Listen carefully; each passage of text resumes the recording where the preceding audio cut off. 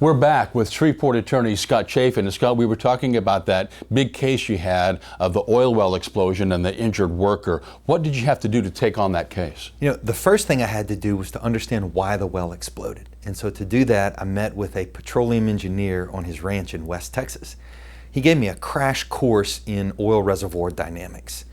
So I had the technical details I needed, and he told me he would work on the case with me, but I needed much more than that.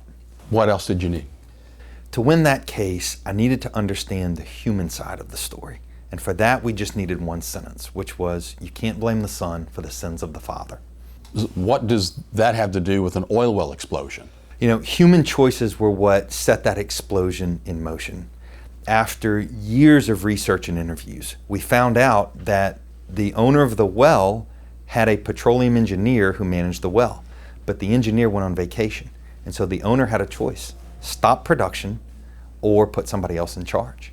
And the owner chose to put his 23-year-old son, who had never managed a well and had a business degree, in charge. The son told my client to put the wrong fluid in the well, and as a result, the well exploded. So there you go, the sins of the father. Exactly. Right there. You know, I don't think I knew how much really goes into trying a case like that. That case was grueling. The trial lasted 2 weeks, and I slept for 2 hours a night.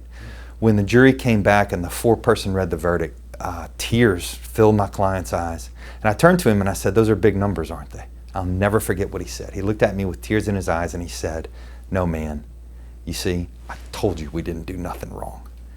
And my clients got large compensation, but they got much more than that. They got justice. And vindication, yes.